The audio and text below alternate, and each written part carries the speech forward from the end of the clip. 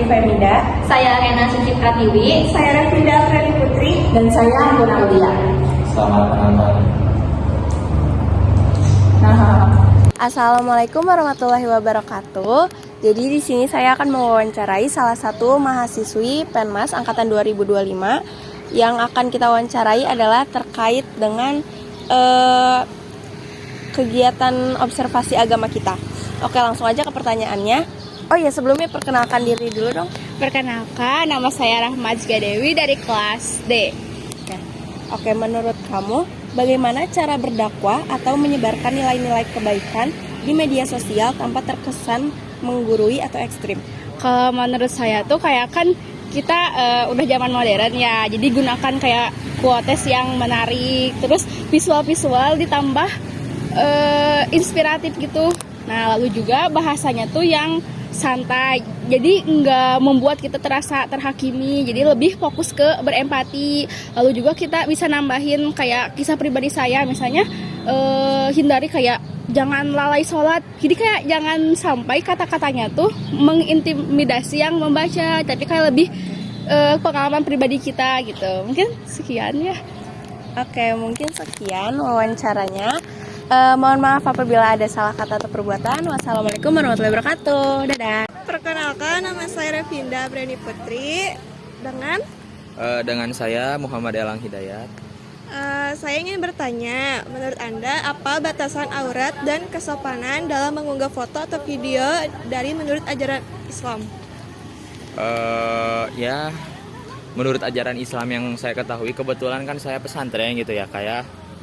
Nah, di pesantren saya mengajarkan untuk mengunggah foto atau mengunggah video di dalam sosial media itu memang diperbolehkan.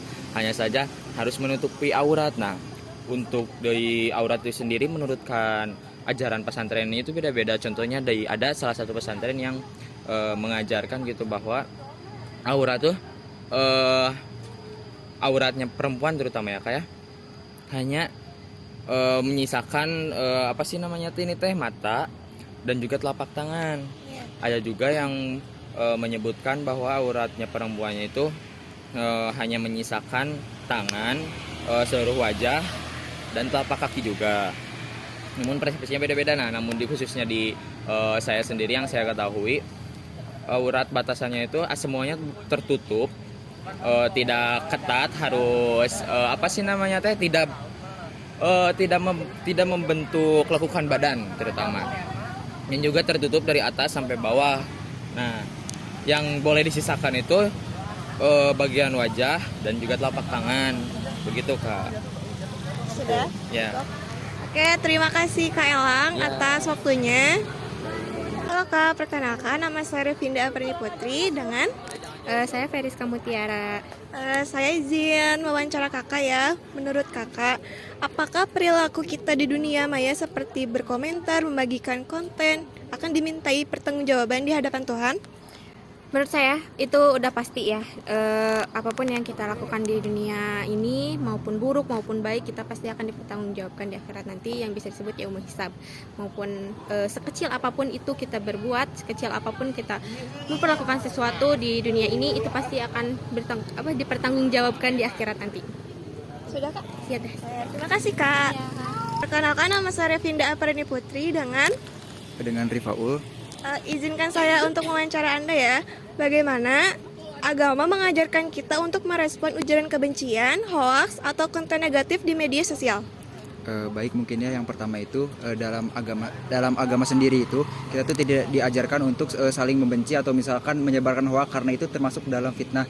Karena yang seperti sudah dijelaskan juga bahwa misalkan ujaran kebencian itu akan menimbulkan dampak negatif untuk selanjutnya, akan menimbulkan seperti prasangka-prasangka buruk atau misalkan menimbulkan yang nantinya menjadi kesalahpahaman yang ujungnya akan membuat sesuatu kayak misalkan yang tadinya menurut pandangan A itu adalah satu, dan karena terjadi kesalahpahaman atau misalkan kita sering sebut itu hoax ya, nah itu nanti akan menimbulkan pandangan B, sudut baru, tapi sudutnya itu salah. Nah, seperti itu.